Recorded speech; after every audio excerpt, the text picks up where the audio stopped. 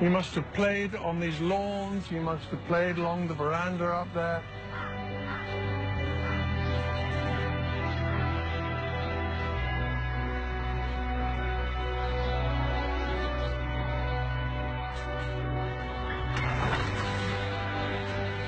The house was first built by the Pepe family when they arrived in India in the 1840s, during the early days of Britain's Indian Empire. The family created a vast 30,000-acre estate here, growing crops like sugarcane and rice.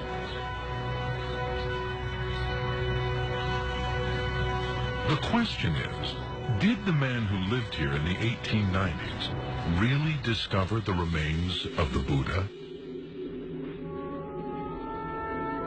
Or was he the victim of a hoax? Or even the hoaxer himself?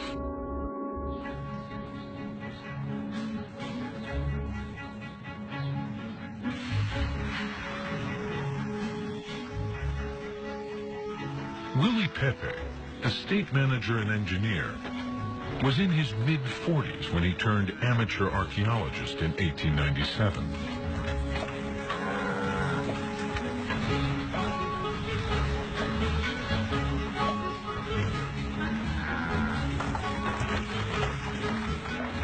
The landscape of this part of northern India is low and flat. But at the northern edge of the Birdpur estate is a mysterious mound known as Piprawa.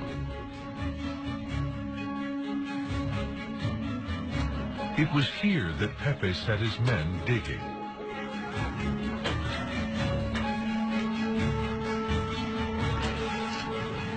I don't think we'll ever know exactly what motivated William Pepe, but the fact is this was the golden age of Indian archaeology. All sorts of exciting discoveries were being made at this time, in particular the discovery of some lost Buddhist sites, one of them very near here.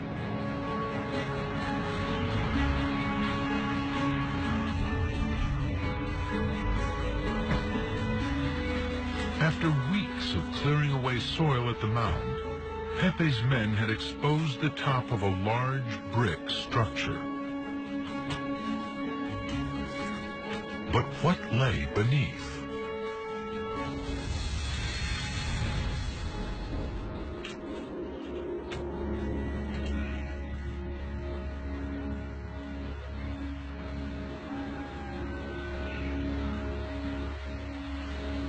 This is the Piprawa Stupa as it is today, beautifully restored.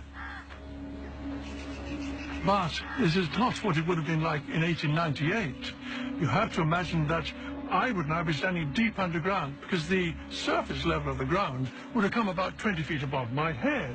So the first thing Mr. Pepe has to do is to expose the top of this vast mound, and his workmen uncover a lovely brick dome.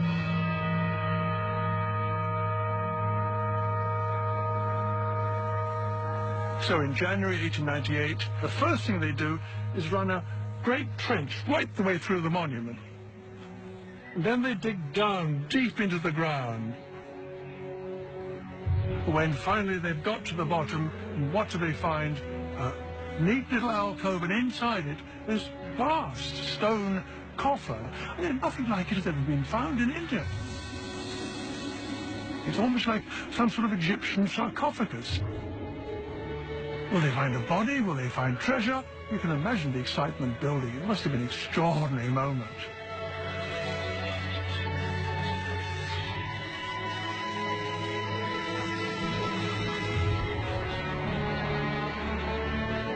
On the morning of January 18th, 1898, Pepe and his men went down into the shaft. This was the moment they had been waiting for. The huge lid, weighing nearly 1/4 of a ton, was slid aside, and for the first time, Pepe was able to look inside. He waved his workers back to give himself room and began to remove what he found.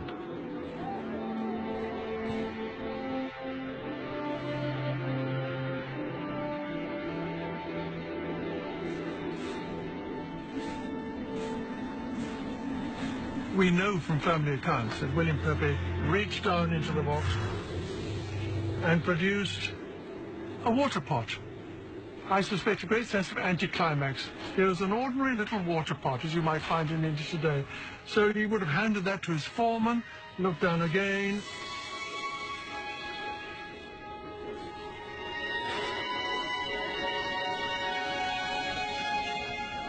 And this time he comes up with a rather beautiful stoneware object, a jar of some sort with a top. Okay, a bit more excitement perhaps. Hands it to his foreman.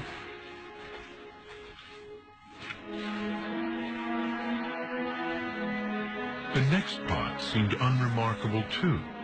A low stone jar with a lid. This too was carefully wrapped in newspaper. But something much more remarkable was to come.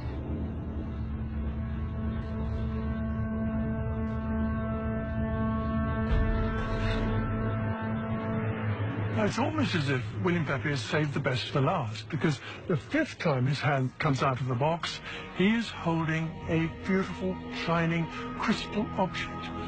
It has a beautiful lid on top in the shape of a fish.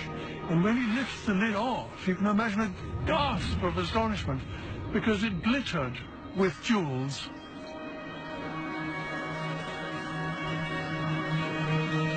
And hundreds of little flowers made of precious stones. A most thrilling sight it must have been. And there's more to come, because when they actually looked inside the stone coffer, they saw the entire floor was covered with glittering items, gold and little precious and semi-precious jewels.